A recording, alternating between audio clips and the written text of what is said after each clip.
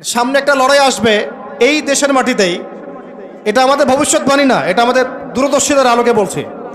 একটা তো লড়াই দেখছেন প্রকাশ্য কুফুরির সাথে তাওহীদের লড়াই। একটা লড়াই দেখছেন না, প্রকাশ্য কুফুরির সাথে কিসের লড়াই? তাওহীদের। সামনে একটা লড়াই দেখবেন মডারেট ইসলামের সাথে প্রকৃত ইসলামের লড়াই।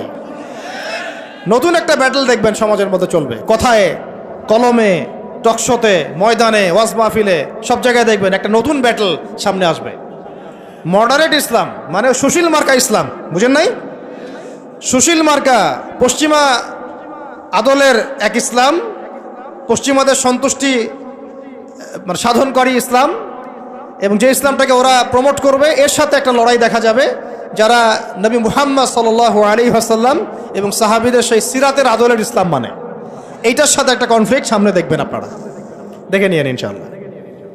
কারণ আমরা খুব গভীরভাবে অবজার্ভ করছি বিষয়গুলো, যে যারা এতদিন পর্যন্ত সুযোগ সন্ধানী ছিলেন তারা এখন মডারেট ইসলামের দীক্ষায় দীক্ষিত হচ্ছেন। এই ইসলাম দিয়ে আল্লাহর জমিনে দিন কায়েম হবে না। ইসলামে আল্লাহর জমিনে দিন কায়েম করতে হলে সাহাবীদের ইসলাম নিয়ে আসতে হবে বাংলার জমিনে।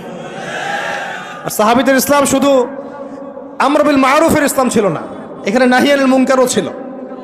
মানে আপনারা হয়তো বোঝেন নাই, মানে শুধু সৎ কাজে আদেশের ইসলাম ছিল না, বরং অসৎ কাজে নিষেধের ইসলামও ছিল। শুধুমাত্র আমরা ভালো ভালো কথা বলবো, অন্যায় নিষেধ করব না, শুধুমাত্র তাবলীগের কথা বলবো, আল্লাহর জমিনে দিন কায়েমের কথা বলবো না, প্রয়োজনে আমরা জুলুমের বিরুদ্ধে দাঁড়িয়ে যাব না, জালেমের বিরুদ্ধে প্রতিবাদ করব না, এইরকম ইসলাম, এইরকম মানহাজ দিয়ে আপনি বাংলাদেশের জমিনে দিন কায়েম করতে পারবেন। এখন কথা হচ্ছে, আমি অনেক গভীরে চলে যাচ্ছি।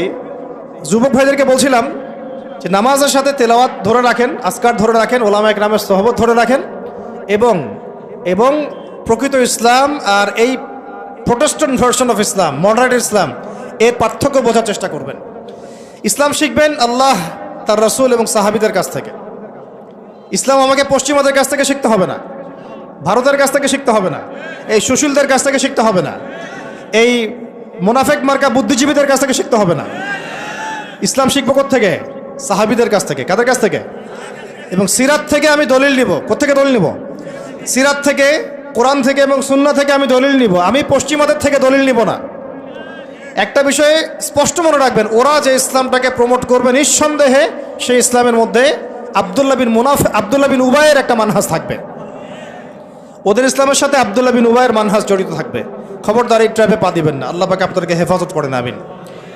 এরপরে আসেন যে পয়েন্টটা নিয়ে আমি এদিকে চলে আসছি, যে আমাদের সমাজের এই সংকটগুলা, যে বড় বড় লেভেলের সংকটগুলো, এগুলোকে যদি আমরা দূর করতে চাই তাহলে আল্লাহর কসম করে বলছি, রাষ্ট্র ব্যবস্থায় পরিপূর্ণ ইসলাম কায়েম না হওয়া পর্যন্ত আমরা পরিপূর্ণ স্বাধীনতা অর্জন করতে পারবো না। এইটা একদম নিজের মধ্যে সূরা ফাতিহার মতো মুখস্থ করে নেন। যতই আমরা জনবল দেখাই না কেন, যত মাহফিল করেন, যত প্যান্ডেল নিয়ে আসেন, হ্যাঁ, যত আপনি স্লোগান দেন, আরও তো অনেক কিছু করছি আমরা, ঠিক আছে, কাজ তো ভালো, আলহামদুলিল্লাহ, কোনো সমস্যা নাই। বাট এই কাজগুলো ভাটা পড়ে যাবে যদি উপরের লেভেলে ইসলামকে নিতে না পারি আমরা। এমনকি মসজিদের মধ্যেও আমরা স্বাধীন থাকতে পারবো না যদি আমরা রাষ্ট্র ব্যবস্থা ইসলামকে নিতে না পারি। গত 10 বছর দেখেন নাই, জুমার খুতবা কি দেওয়া হবে সেটার উপরে চাপ প্রয়োগ করা হয়েছে। ওয়াজ মাহফিলে কি বলবেন, কি বলতে পারবেন না, তার উপরে আপনাকে নজরদারি করা হয়েছে। আমরা তো এমন একটা হালতে ছিলাম যে বাসায় ঘুমালেও বাসার বাইরে ওই গোয়েন্দা সংস্থার লোকজন বসে থাকতো। কোথায় যায়, কি করে, কার সাথে ফোনে কথা বলে, কে তাকে কল দেয়, যে কল দিল তার সাথে এর কী সম্পর্ক।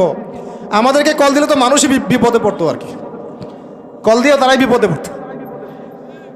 কার সাথে দেখা করে, কে বাসায় আসতেছে, কে যাচ্ছে। এই যে একটা, মনে আছে দাজ্জাল যে দ্বীপে বন্দী আছে, একটা হাদিস আছে না, একটা যে তামিমদারি রাদিয়াল্লাহু আনহু হাদিস। প্রথমে একটা প্রাণীর সাথে দেখা হয়, সেই প্রাণী জিজ্ঞাসা করে যে তোমরা কোত্থেকে আসছো, মনে আছে হাদিসটা?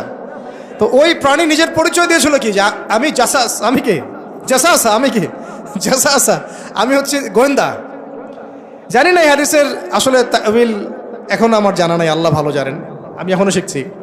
কিন্তু এখন খেয়াল করে দেখেন, পুরা যে সভ্যতাটা চলছে, এরা যেভাবে তাওহীদপন্থী মুসলিমদেরকে এইভাবে গোয়েন্দা সংস্থাদের আওতায় নিয়ে আসছে, উঠতে বসতে চলতে ফিরতে তারা আপনাকে নজরদারির মতো রাখতেছে।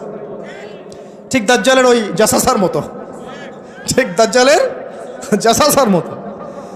আল্লাহ, যাই হোক, কথা হচ্ছে যে আপনি আমি মসজিদেও স্বাধীন থাকতে পারবো না যদি আমরা উপরের লেভেলের ইসলামকে নিতে না পারি, শক্তিশালী হতে না পারি।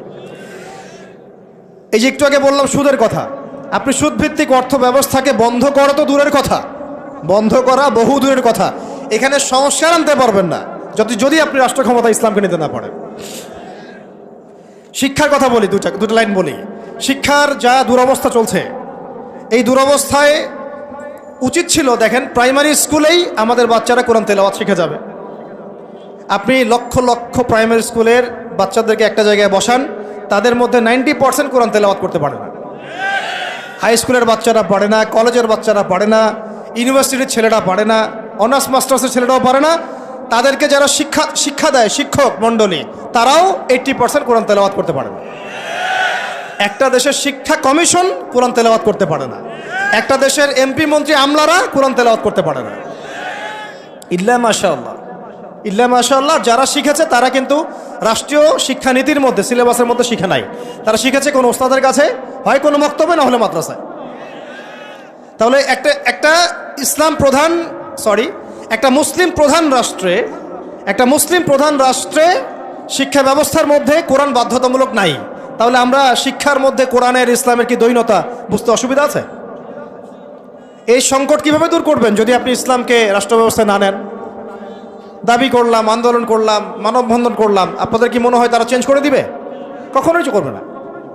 হয়তো বলবে ঠিক আছে, আচ্ছা ঠিক আছে, আমরা 10টা সূরা দিয়ে দিলাম পড়ুক, 20টা সূরা দিয়ে দিলাম পড়ুক, এক পারা দিলাম মুখস্থ করুক, সর্বোচ্চ দিল ধরেন।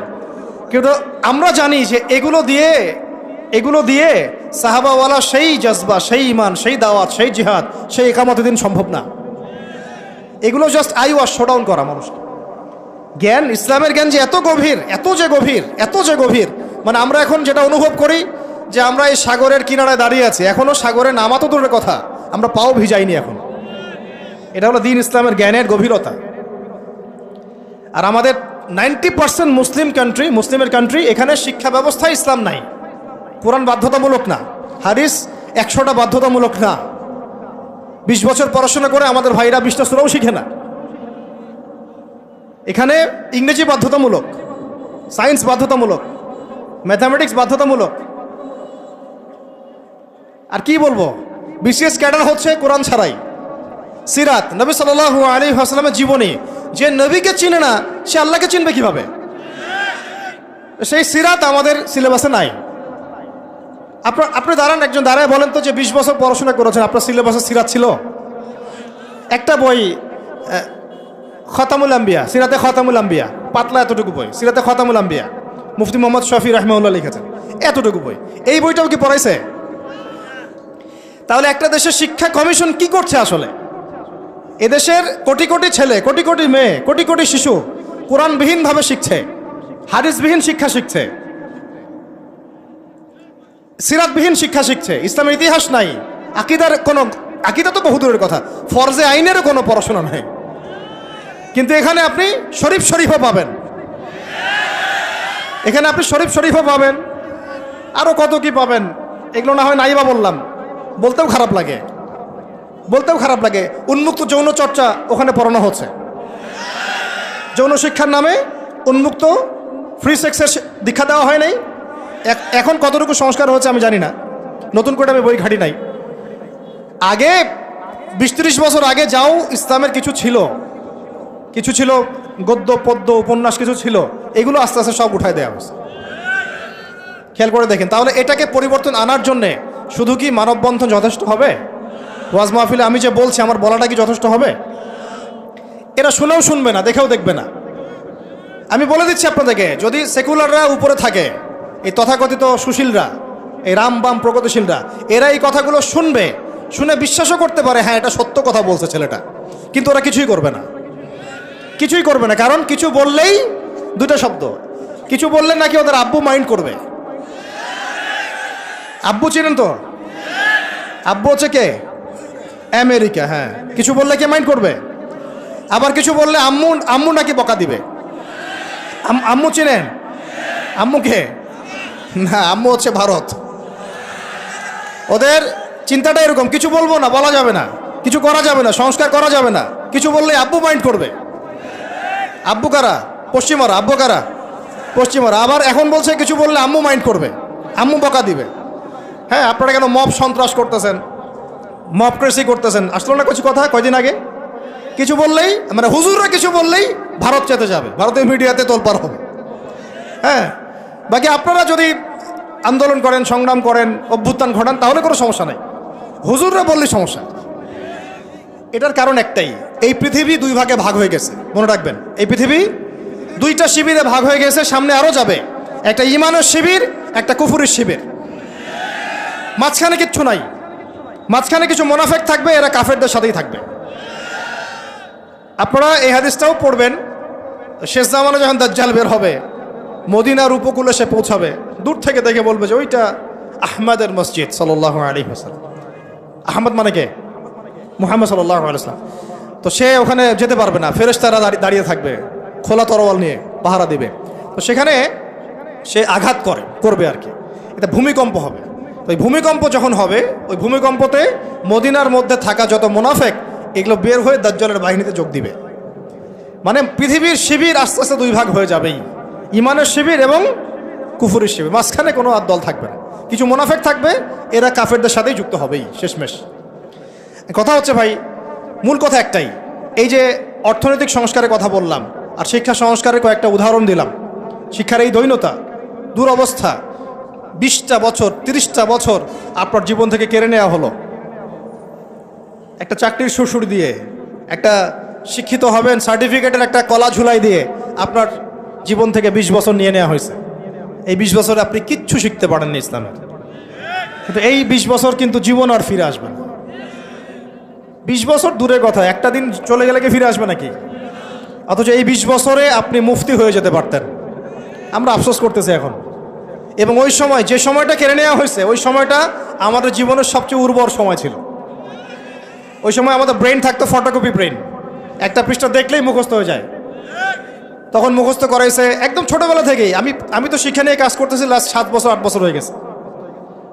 7-8 বছর থেকে আমি স্কুলিং করতেছি, আরও বিভিন্ন প্রজেক্টে আছি। ওদের সবগুলো বই শুরু থেকে গোড়া থেকে ঘেটেছি, আমরা ঘাটছি, এখনও ঘাটছি।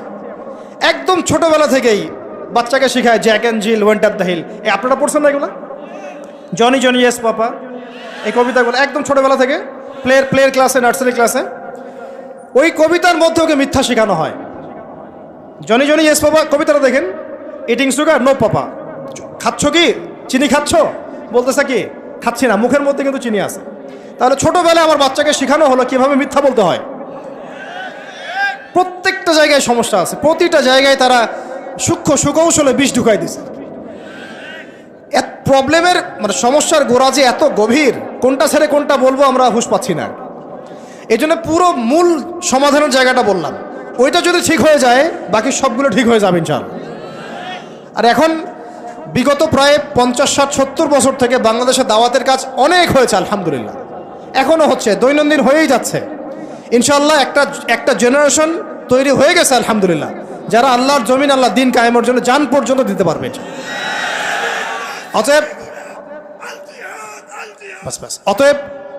অতএব যেহেতু মুরব্বী কেরাম আছেন আমাদের মাথার উপরে এবং আমাদের মধ্যে এই চেতনা আছে, আমরা দাওয়াত পেয়েছি, কবুল করেছি, সত্য মিথ্যা চিনতে শিখেছি, বুঝতে শিখেছি, এখন আমার মনে হয় এটাই সবচেয়ে উত্তম সময় বাংলাদেশের জন্য ইসলামকে রাষ্ট্র পর্যায়ে নিয়ে যাওয়ার জন্য। এখন যদি আমরা পিছুপা হয়ে যাই, শিথিলতা দেখাই, বা এই অভ্যুত্থানে আমরা যদি পরবর্তী সময়ে ইসলামকে এগিয়ে নিতে ব্যর্থ হয়ে যাই, আমরা আবার 50 বছর পিছায় যাব কিন্তু। অতএব এখন আর চুপ করে বসে থাকার কোনো সুযোগ নাই। এখন প্রশ্ন আসবে যে এইটা কি রাতারাতি আপনার ঘরে চলে আসবে নাকি অর্জন করতে হয়? এটা কিন্তু রাতারাতি ঘরে আসবে না, এটা অর্জন করে ছিনিয়ে নেওয়ার বিষয়। বিষয়টা হচ্ছে সিরাত থেকে আপনি পড়েন, মক্কা থেকে আমরা যে বের হয়ে গেলাম, মদিনায় চলে গেলাম, মদিনা রাষ্ট্র কায়েম হলো, পরে 8 বছরের মধ্যে আমরা মক্কা জয় করেছি। কত বছর? এটা কি রাতারাতি হয়েছে না আমাদেরকে এর জন্য সংগ্রাম করতে হয়েছে, দাওয়াত দিতে হয়েছে, তাবলিগ করতে হয়েছে এবং জিহাদও করতে হয়েছে, সব কিছুকে একসাথে করতে হয়েছে।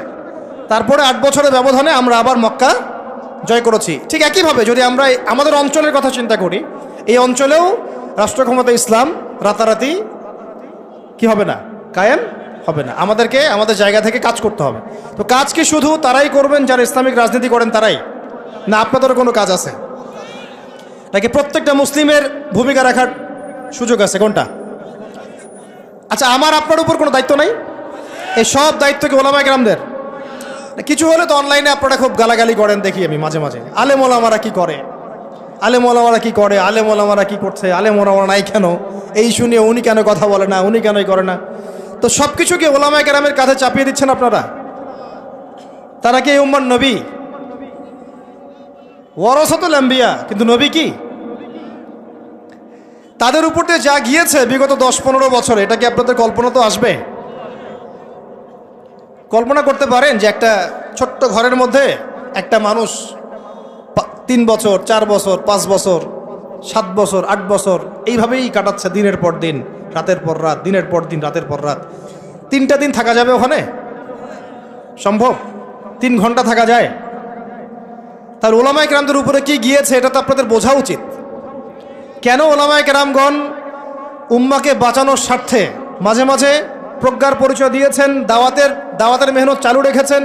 কিছু কিছু বিষয়ে তারা কি করেছিলেন, কৌশল অবলম্বন করে উম্মাকে অন্তত ইসলামের দাওয়াতটা অব্যাহত রেখেছিলেন, এই চিন্তা করে যে অন্তত আমরা টিকে থাকি মাঠের মধ্যে, মাঠটা ধরে রাখি। অন্তত যদি আমরা সব একটা একটা করে নাই হয়ে যাই, তাহলে তো জাতিকে দাওয়াত দেওয়ার, তাবলিগ করার, নসিহত করার কেউ থাকবে না। এটা তো একটা ছিল ডিপ্লোমেসি, প্রজ্ঞা। এখনকার সময় আর ওই সময় তো এক না। কথা হচ্ছে আমাদের প্রত্যেকের উপরে ভাই দায়িত্ব বর্তাবে। এখনো বহু ওলামায়ে কেরামের কাঁধে 5টা, 10টা, 20টা করে মামলা আছে। আর কি শুনবেন? বহু ওলামায়ে কেরামের মানে আত্মীয় স্বজন মামলা মোকদ্দমা শিকার। একটা মামলা লড়ার মতো টাকাও তাদের কাছে নাই। জমি জমা, বাড়ি ভিটা বিক্রি করে দিয়ে তাদেরকে এগুলো লড়তে হচ্ছে, এখনও লড়তে হচ্ছে। দেশে অনেক কিছু হচ্ছে অভ্যুত্থানের পরে, ওলামায়ে কেরামদের কিন্তু প্রতি সুদৃষ্টি এখন পর্যন্ত আসে নাই। আমাদের প্রতি সুদৃষ্টি কিন্তু এখনও তারা দেন নাই। এখনও আপনারা আমাদেরকে মানে বাংলাদেশের কি মনে করেন? বাংলাদেশের উচ্ছিষ্ট অংশ মনে করেন নাকি? বোঝা মনে করেন না? মনে রাখবেন, বাংলাদেশের তাকদীর ইনশাআল্লাহ তাআলা আল্লাহ রাব্বুল আলামিন আলেম ওলামাদের হাতেই রাখবেন ইনশাআল্লাহ। এটা আবেগের কথা নয়। হ্যাঁ, এটা সত্য। এটা সত্য যে আমরা বিগত প্রায় হয়তো 30, 40, 50 বছরে রাষ্ট্র ব্যবস্থায় ইসলামকে নিয়ে যাওয়ার জন্যে যে রাজনৈতিক মুভমেন্টগুলো, এগুলোতে সবাই একসাথে নামতে পারি নাই। এটা হয়তো সত্য কথা। কেন পারি নাই, কি সমস্যা ছিল, এগুলো আর আলোচনা করার দরকার নাই। এখন আলোচনা করার দরকার হচ্ছে এই যে এখন থেকে আমরা যেন এই পদক্ষেপে সবাই সামনের দিকে আগাই ইনশাআল্লাহ। এটা এখন ইবাদত মনে করে করতে হবে। কি মনে করে? ইবাদত মনে করে করতে হবে। এবং নিজেদের মধ্যে আপোষের দ্বন্দ্ব কলহগুলো মিটিয়ে ফেলতে হবে। তবে একটা বিষয় আগে স্পষ্ট করে দিতে হবে যে আহলে সুন্নাহ ওয়াল জামাআর আকীদার সাথে কিন্তু কোনো আপোষ করা যাবে না। আহলে সুন্নাহ ওয়াল জামাআর আকীদা বহির্ভূত কোনো ঐক্য কিন্তু আমাদের আবার উপকার করতে পারবে না। এটাও বোঝার ব্যাপার আছে একটা। আহলে সুন্নাহ ওয়াল জামাআর সাথে যাদের আকীদাগত মিল আছে তাদের সাথে ঐক্য করতে আমাদের কোনো সমস্যা নাই। কিন্তু যারা এই আকীদা এবং মানহাজ বিবর্জিত চিন্তা চেতনা লালন করেন, তাদের সাথে ঐক্য হতে পারে ডিপ্লোম্যাটিক, কিন্তু মানহাজগত ঐক্য কখনোই সম্ভব না। এটা আমাদের আগে স্পষ্ট করে দিতে হবে। আল্লাহ পাক আমাদের বোঝার তৌফিক দান করেন। এখন আমাদের কিছু করা আছে কিনা ভাই? আমি সবার আগে আবার বলতেছি, আমাদের সবার প্রথম কাজ হচ্ছে 5 ওয়াক্ত নামাজ পড়া। বেনামাজিদেরকে দিয়ে কি নাই, দিন কায়েমের কোনো মুভমেন্ট, খেদমত নাই। শোনেন, দিন কায়েম তো করেছেন আবু বকর রাদিয়াল্লাহু আনহু, ওমর, ওসমান, আলী রাদিয়াল্লাহু আনহুম আজমাইন, সাহাবায়ে কেরাম। আমরা যদি এই যুগের আবু বকর, ওমর, ওসমান, আলী না হতে পারি, এই যুগের, তাহলে আমাদের দ্বারাও দিন কায়েম হবে না। বুঝতে পারছি কথা? তাই সবার আগে সালাতের সবক আমি বারবার দিচ্ছি। এরপরে বললাম যে কোরআন অবশ্যই পড়তে হবে, জিকির করবেন বেশি বেশি, উলামায়ে কেরামের সহবতে থাকবেন এবং মাথার উপরে মুরব্বী আলেম রাখবেন। আল্লাহ পাক তৌফিক দান করেন। এরপরে আমি বলছিলাম যে অবশ্যই রিজিক হালাল হয়ে যেতে হবে, পরিবারের আদর্শগুলো ইসলামিক হয়ে যেতে হবে, সন্তানদেরকে আল্লাহর জন্য মানুষ করতে হবে মুজাহিদ হিসাবে। সৎ কাজে আদেশ সবাইকে করতে হবে, অসৎ কাজে নিষেধও সবাইকে করতে হবে। পাশাপাশি নিজেদের জান মাল সময় শ্রম দিয়ে আল্লাহর জমিনে দিন কায়েমের জন্য এই ইসলামিক রাজনৈতিক মুভমেন্টগুলোর সাথে থাকতে হবে। আল্লাহ পাক থাকার তৌফিক দান করেন। আজকে আমরা কয়েকটা বিষয়ে আল্লাহর কাছে ওয়াদাবদ্ধ হতে পারি কি? পারা যাবে? 1 নাম্বার, জীবনে কোনোদিনও নামাজ ছাড়বো না ইনশাআল্লাহ। 2 নাম্বার, দ্বীনি ইলমের শিক্ষা নিজের উপরে ফরজ করে নেব ইনশাআল্লাহ। যেভাবে আমরা দুনিয়া শিখেছি এইভাবে দিন শিখতে হবেই হবে। এটা আমার উপর নফল কোনো কাজ নয়, এটা একটা ফরজিয়াত। এটা কি? আল্লাহ পাক তৌফিক দান করেন। 3 নাম্বার, কোরআন ছাড়া একটা দিনও কাটাবো না। পারবো ইনশাআল্লাহ? কোরআনুল কারীম ছাড়া একটা দিনও কাটাবো না ইনশাআল্লাহ। 4 নাম্বার, আল্লাহর জিকিরে জবানকে সিক্ত রাখবো ইনশাআল্লাহ। 5 নাম্বার, মাথার উপরে একজন বরেণ্য আলেম রাখবো, অন্তত একজন। অন্তত কয়জন? কারো মাথার উপরে 100 জন থাকতে পারেন, কোনো সমস্যা নেই। অন্তত একজন মুরব্বী আলেমের পরামর্শে চলবেন, একা একা চলবেন না। একা একা চললে আহলে ফেসবুক ওয়াল জামায়াত হয়ে যাবে, ঠিক আছে? তারপরে আজ না থাকবে দিন, না থাকবে দিনের কোনো বুঝ, সারাদিন ওই লাইক শেয়ার আর কমেন্ট, আর না থাকবে কোনো আদব, না আখলাক, কিছুই থাকবে না। এবং আস্তে আস্তে ওই বদদোয়া লাগবে গায়ে, আলেমদের বদদোয়া লাগবে, সরে যাবেন দিন থেকে। ওলামায়ে কেরামের বদদোয়া নিলে দেখবেন দিন থেকে সরে গেছেন আপনি। বহু মিসাল নজির আমাদের সামনে আছে, ওগুলো নিয়ে আমি কথা বলতে যাচ্ছি না। তো একা একা জীবনযাপন করা যাবে না, জামায়াতবদ্ধ থাকার চেষ্টা করতে হবে এবং মুহাক্কিক ওলামায়ে কেরামের সোহবতে থাকতে হবে। যারা আল্লাহর জমিনে দিন কায়েমের ফিকির করছেন সেই সব ওলামায়ে কেরামের সাথে থেকে পরামর্শ নিয়ে বাকি জিন্দেগি কাটান ইনশাআল্লাহ তাআলা। এর আগে আমি তো বলি যে বিয়ে শাদী তাড়াতাড়ি করে ফেলেন, রিজিকের ব্যবস্থা তাড়াতাড়ি করে ফেলেন এবং বেশি থেকে বেশি সন্তান নেন। এরও আগে কথা আছে, সেটা হলো দিনদারি থেকে প্রাধান্য দেন, দুনিয়াকে প্রাধান্য দিয়েন না, আপনি ক্ষতিগ্রস্ত হয়ে যাবেন। দিনদারি থেকে প্রাধান্য দিলে আপনার পরিবার হবে আপনার জন্য জান্নাতের একটা টুকরা ইনশাআল্লাহ। আর যদি দুনিয়াকে প্রাধান্য দেন, ওই পরিবারই হবে জাহান্নামের টুকরা। আল্লাহ পাক আমাদের সবাইকে দিনদার জীবন সঙ্গিনী দান করেন। আর সন্তান নিতে হবে বেশি বেশি, এবং সন্তান থেকে মানুষ করতে হবে একেবারে মুজাহিদ হিসেবে ছোটবেলা থেকেই। আমি তো বললাম যে শিক্ষা নিয়ে আমরা কাজ করছি, আপনি নিজেও কাজ করে দেখেন। শিক্ষা ব্যবস্থার একদম চরম দৈন্যতা আছে, এটাকে সংস্কার করার জন্য সবাইকে হাত লাগাতে হবে।